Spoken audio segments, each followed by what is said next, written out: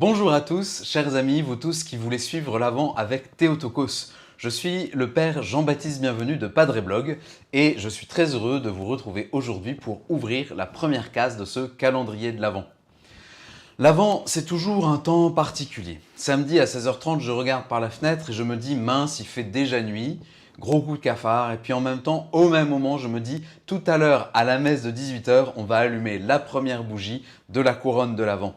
J'avais cette certitude que l'attente de l'Avent, c'est quelque chose comme la lumière qui commence à grandir à partir d'une petite bougie et qui se développe et la nuit qui perd de son pouvoir de désespérance.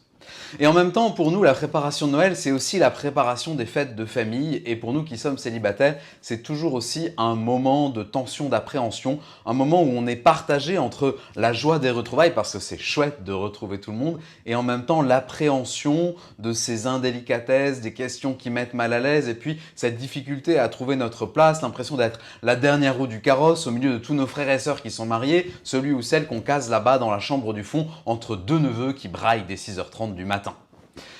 Alors, pour commencer cet Avent, je vous propose de méditer la figure de Saint Joseph. Saint Joseph, le fiancé qui, en découvrant que sa petite Marie était enceinte par l'opération du Saint-Esprit, a décidé de la renvoyer en secret. En fait, si on y pense bien, l'Avent pour Saint Joseph, ça a commencé par la perspective de redevenir célibataire, de rompre ses fiançailles.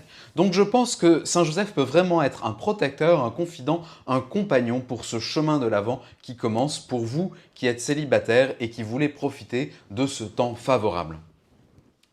Saint Joseph, qu'a-t-il fait dans ce moment de trouble, de grand vacillement intérieur? Il s'est couché, il s'est endormi et pendant la nuit, il a accueilli la visite de l'ange Gabriel. Puis il s'est levé, il a fait ce que l'ange lui avait dit, ne pas s'inquiéter et prendre chez lui Marie comme son épouse. Vous allez me dire, c'est un peu facile, si moi j'avais la visite d'un ange, je saurais comment avancer. C'est clair. Mais en fait, ce qui nous intéresse, c'est que Joseph a été capable de reconnaître qu'au milieu de ses rêves habituels, ce rêve-là n'était pas comme les autres, que c'était Dieu qui lui parlait. Ça nous renvoie donc à un point spirituel précis, notre capacité intérieure à lire les signes de Dieu dans notre vie, notre capacité à décrypter au milieu des événements les moments où Dieu nous parle, notre capacité à changer notre point de vue sur notre situation présente. Et pour ça, l'Avent, en fait, c'est tout à fait l'école qu'il nous faut. Une école de vie intérieure, une école pour apprendre à ne plus manquer un seul de ces signes que Dieu nous donne, une école pour nous décentrer de nos problèmes, de notre manière d'interpréter la vie à partir de nos clés de lecture habituelles, de nos enfermements, de nos tristesses, de nos plaintes.